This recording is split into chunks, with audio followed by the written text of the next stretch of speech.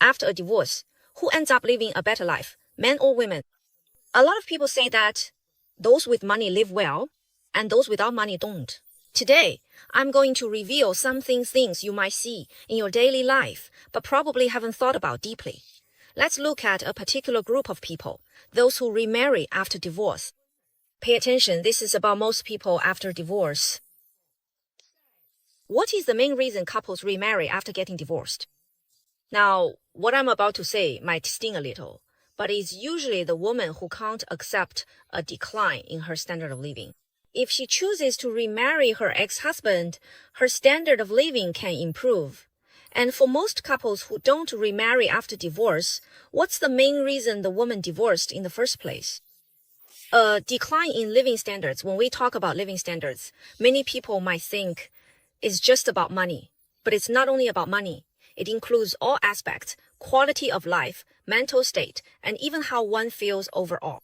The main reason these people get divorced is usually because the man gambled, failed in business, lost everything in a failed venture, lost his job, or even lost his ability to work due to injury, and so on. So, to sum it up, what does it all come down to?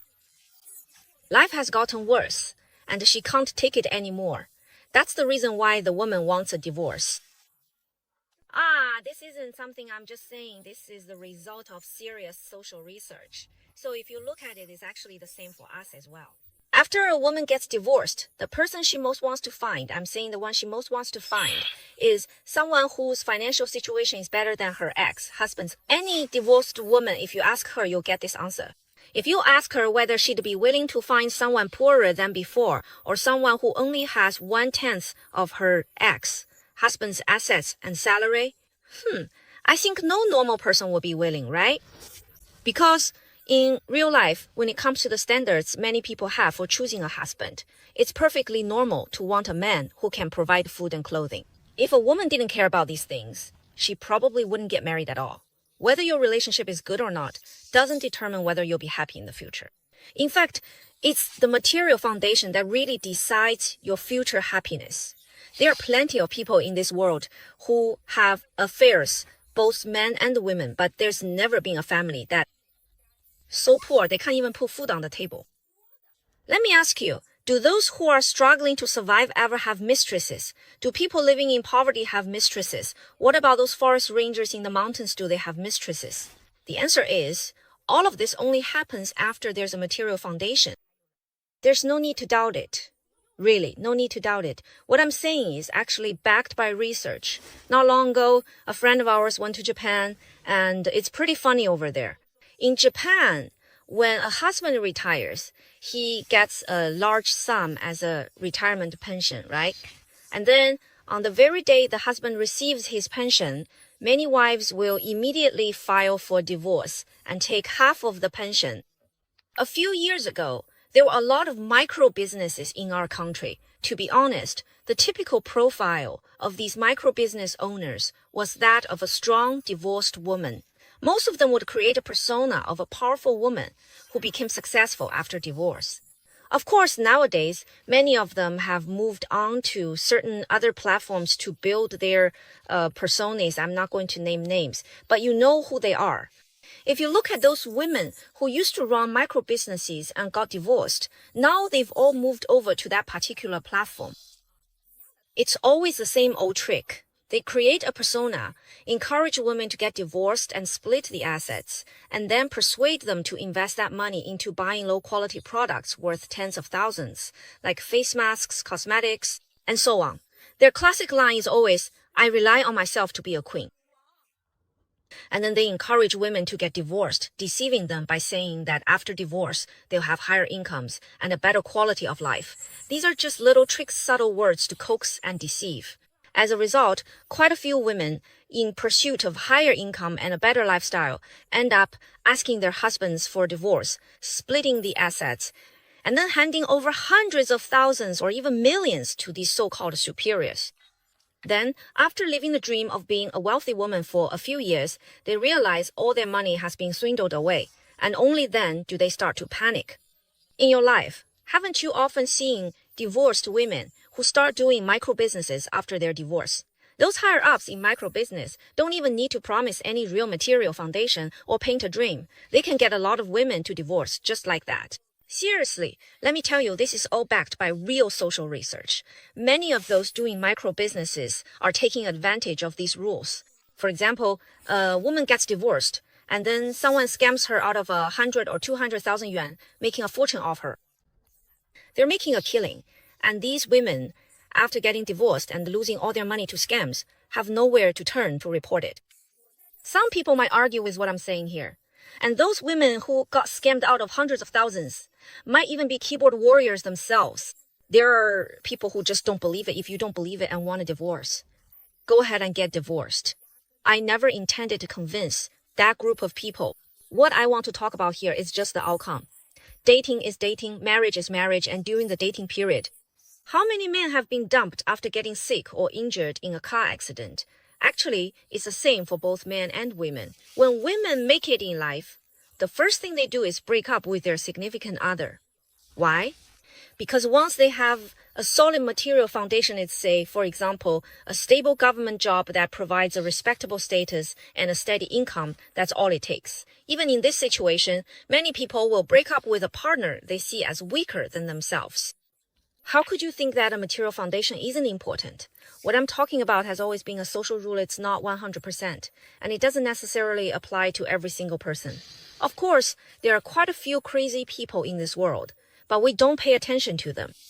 When someone's understanding is completely at odds with the direction society is heading, that person is so hopelessly foolish that only they would insist their own view is correct. When you find that no matter how long you boil a pot of water, it just won't boil, you should be questioning whether you're dreaming, not blaming the pot of water.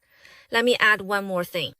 In this society, in this world, anyone who has the ability to make money, whether male or female, will never lack people pursuing them. You see, there are many women making a lot of money doing business online, and they are never short of admirers, no matter what their moral standards are. Or, if they have a bad reputation, those things are just said for show. Privately, people are still chasing after them relentlessly, There are so many girls taking sexy photo shots, any of them being unable to get married, right? Look at those former Japanese actress stars. After they retire and become poor, as long as they keep shooting, they never really become poor. And there are still men pursuing them all the same. Well, Jack Ma doesn't even like men, right? Isn't that so? Then why do men still call Jack Ma dad? And why do so many guys go to Wang Xikong's social media and call him national husband? As for female internet celebrities, why do they want to marry male internet celebrities? Because they make money just as fast. They won't drag them down, and they won't spend their money. Moreover, when people in the same industry get married, they can form a community of shared interests and strengthen their own position. When two internet celebrities get married, they can double their fan base, double their exposure, and their assets multiply. In fact, even without getting married, just the increasing attention and benefits from being in a relationship already starts to show. Online, take Yang Zi and Huang Shengyi for example. They're just putting on a show, just like in the Truman Show. They know that they themselves are a phenomenon in terms of fan base, so they start acting. The approach they're probably following is the one used by Wang Xiaofei and Da S and their family. They realize that using their own relationships as a script is the best way to attract fans. So in the internet age, it's just too easy to follow the development of a couple's relationship. These male and female streamers are practically one step away from uploading videos of themselves playing poker in private, right? Some people actually do that. So how much of it is really about genuine feelings? It's all based on material things. A lot of people have this strange idea. I've been married, so I understand marriage. You haven't been married, so you don't understand marriage. Whether you understand or not has always been a matter of intelligence or lack thereof, not whether you've been married or not. So, when some people hear me talking here, they start questioning me, and so on. Remember, it's all about how people think. Some people have gone through certain experiences, but even after that, they're still just as clueless. Others, whether they've had those experiences or not, their way of thinking is simply different from others. They can always see through to the essence of things. So people without brains will always be deceived by others, while those with brains won't let themselves be fooled. They might even go on to deceive others. All I can say is, you all just need to be a bit more careful. Why is it that so many women nowadays can't get married? Let me tell you, In the future, there might be even more women who can't get married. There are nearly 100 million single women in China. You still don't believe it? And for those female friends who aren't married yet, please listen carefully. Don't think that only men can't find wives among you. Many women will also end up as single women who can't get married. What I'm saying might make a lot of women unhappy. You might think I'm just talking nonsense or having delusions. Since ancient times, right? It's always been that only men can't find wives. When has there ever been a woman who can't get married? Exactly. Even if a woman isn't that great, there are still plenty of single men fighting over her. So how could a woman possibly not be able to get married? Hey, that's a fair point. In today's society, aren't there more men than women? So why am I saying that in the future, many women won't be able to get married? Generally, women who reach my age around their 20s or 30s and still aren't married are either career women or extremely picky. They feel a strong sense of superiority, thinking they have a lot of advantages, so they keep picking and choosing, determined to find the very best, the most outstanding partner. But what is the reality? In many cases, the pace at which men improve themselves simply can't keep up with the increasing demands of these women.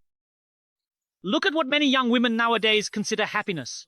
When it comes to marriage, they insist on the so-called 3 essentials: a car, a house, and savings. Some people even go as far as wishing for the man's parents to have both tragically passed away. Let me tell you, with just these very few requirements, you could easily eliminate 70 to 80% of eligible men right off the bat. For men in their 20s or 30s, those who have achieved all this on their own after such a strict selection process, only about 2 or 3% of outstanding men remain. And these 2 or 3% of men, they're not fools. They have their own resources and qualifications, so they also want to choose the best. For example, they look for someone gentle and virtuous, loyal in relationships, good at managing a household, right? Ideally, they'd also want someone who can help them in their career. If I'm outstanding myself, it's perfectly reasonable for me to want my partner to be outstanding too, right? But nowadays, many women don't even consider their own situation.